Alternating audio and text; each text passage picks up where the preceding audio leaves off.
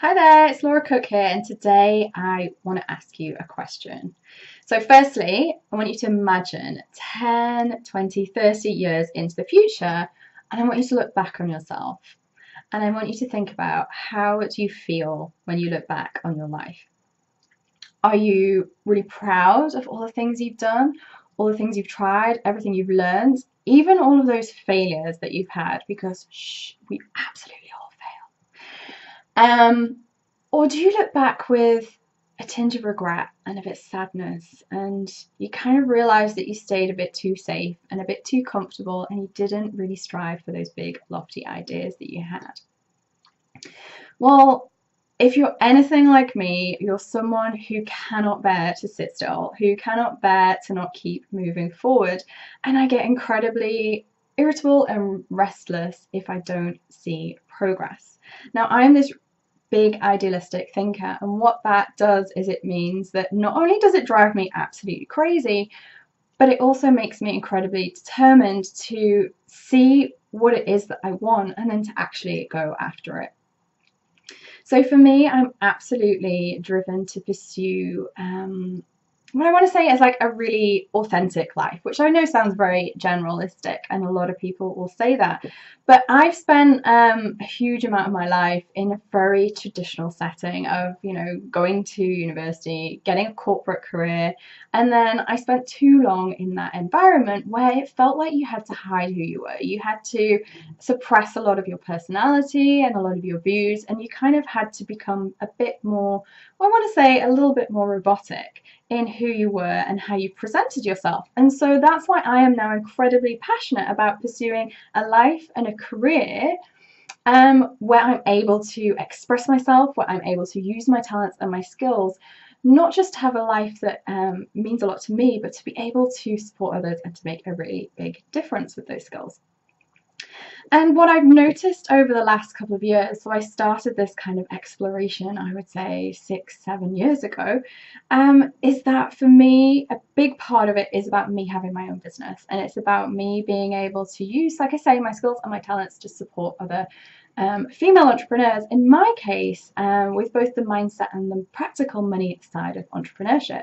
But it also hugely, for me, is about having a beautiful home and providing a place for my family that's safe and where we all feel loved. And it's really deeply allowing me to have the opportunity to connect with nature. And I don't mean just going for a walk in my local woods, which is absolutely stunning, but that to me also means traveling the world and really immersing myself in the most spectacular places possible. And it also requires me to seriously push and challenge myself in ways that I have never ever had to do before. So I constantly feel like I am growing, I am expanding, I am having growing pains. And that is something that I constantly keep pursuing. And what I've realized and have had to do a lot around accepting is that no matter what you pursue in life, even though you can see that my vision for the future, it's not materialistic. It's not based on having a big house or a mansion or living somewhere really expensive or having like great watches and traveling first class on the plane. That's not who I am whatsoever. What it really is about a quality of life and being in total alignment and in sync with what that life is. But even though it's not materialistic, it still is going to cost me money, and I still need to have money, earn money, and use money in the most intentional way possible to create that life for myself and to be able to have the impact that I'm looking to make on others.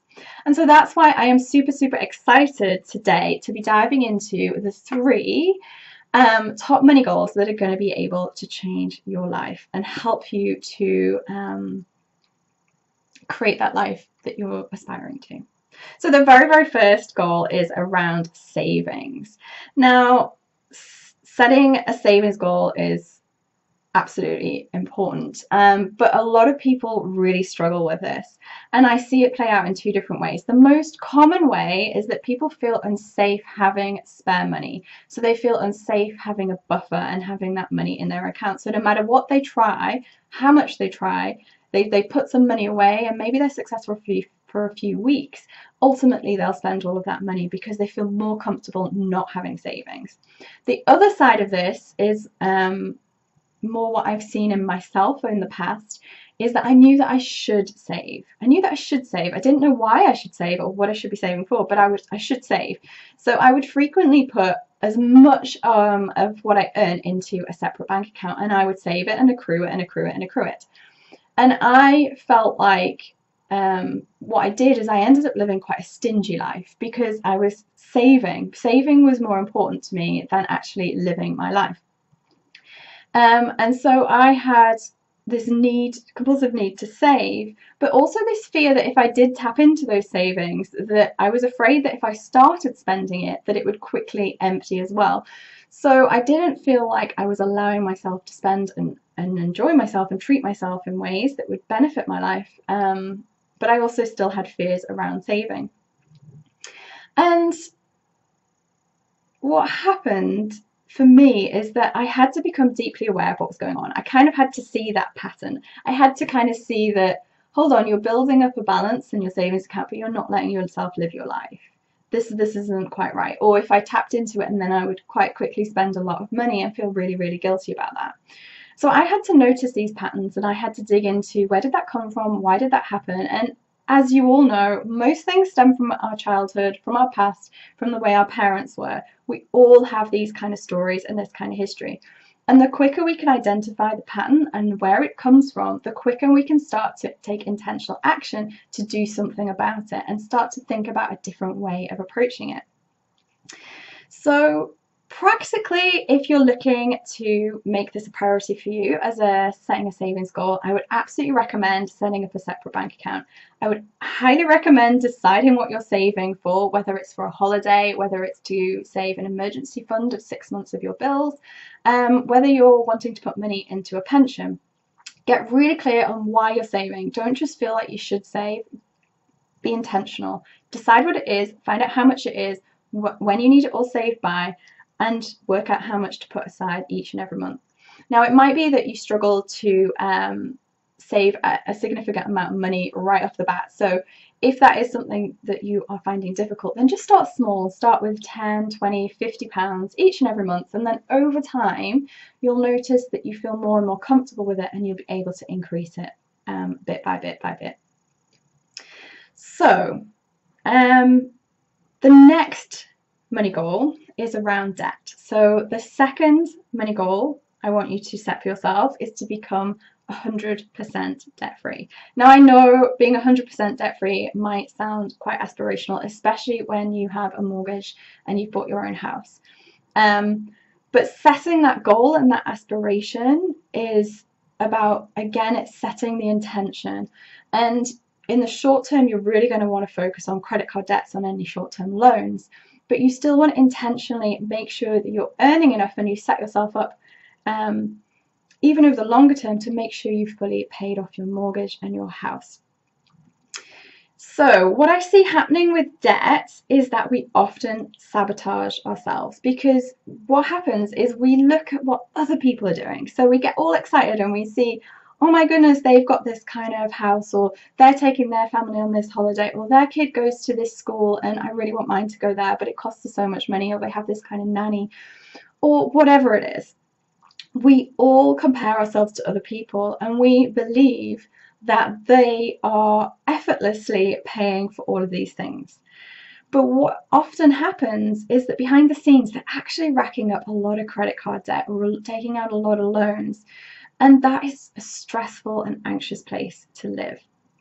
So don't be fooled by what other people are doing. Make sure that you're making decisions for yourself.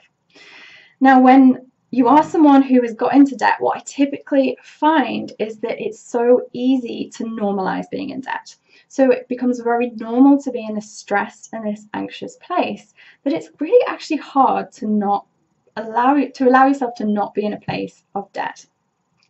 But once people do master this, what I find is they can very, very quickly pay off their debts. It's all about becoming really, really intentional.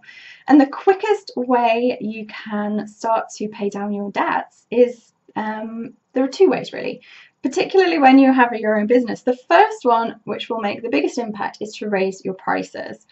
And the second one is to look at where you can cut back on what you're spending. Now, we're going to talk a little bit about raising your prices in a moment, but this can bring up other mindset challenges. Particularly if you believe that the amount of income you have coming into your life is set at this particular level, you're going to have a huge and a hard time overcoming your ability to repay your debts. But getting out of debt is massively, massively a mindset issue. And once you can overcome the mindset side of things, the practical steps to get you out of debt are really, really simple. So what I would recommend, if you're somebody who is currently has a lot of debt, is firstly write all of your debts down. Make sure you're really clear on what they all are, how much they are, how much you're paying each and every month. And then I would look at, can you increase your prices? How are you going to do that? And if that is something of interest to you, we're going to dive into price increases incredibly in a lot of depth over the next couple of weeks. So do stay tuned if that is an action you're wanting to take. Look at increasing your prices and places where you can start to save money so that you can use that money to pay your debts off quicker. And the third money goal that I want you to set for yourself, which is the one most people do most commonly, is they set an income goal. Now, I want you to think about income in a slightly different way. So I want you to accept that the only limit that you have on your income and your ability to earn is actually you. It's you. It's not the market. It's not how much you can charge. It's not whether you can get customers or not. It's actually all in your own mindset. Now, this can feel really challenging at first, but it can also be really, really exciting, especially once you start to embrace it and you start to take responsibility that you're really in control and have huge influence on how much you're going to be able to earn. Because then you can start to get really crystal clear and intentional about what actions you're going to take to make that achievable. So from a practical perspective, there are several things you can look at here, and I'm sure you've heard of all of these before and maybe even dabbled and tried in some of them. So like I say, prices. Increasing your prices is the number one way to increase your income. Looking at passive income. So a lot of us can get into the trap that we feel like it should be really, really hard to make money, but actually it isn't, and it doesn't have to be that way.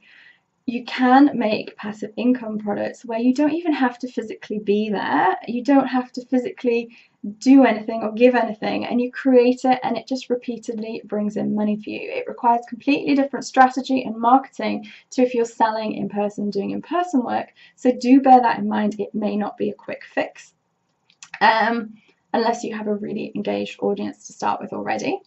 An alternative is to consider how you can package up your services that you have currently or the products that you have right now. So maybe you have a standard offering, and maybe you can think about different ways to add on more value and make it more of a premium package. So for example, I've worked with a number of different photographers, and probably the most basic service that I got is when I was at an event doing a presentation, and basically the photographer came and took about 5-10 photographs of me. I never really met her before. We did it all by email.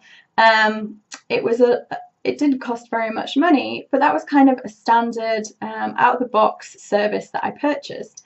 And you compare that to a more VIP premium service where I had the amazing headshots that you'll see of me on my website and on my social media, where that was a much more premium service, where the photographer, she organized the venue, the locations, she had somebody help pick out my outfits, to do my makeup and my hair, and it was all very curated in a way that authentically represented me, but I really didn't have to do much. It was very, very bespoke and fully inclusive.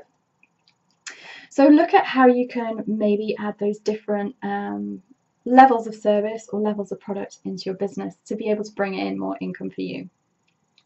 So they are the 3 money goals that I want you to set: savings goal, becoming debt free, and an income goal. And I want you to set all three not just one. I want all three of them to be set because they all have a different purpose and they're all very, very beneficial to you being able to create that life and that quality of life that you're aspiring to.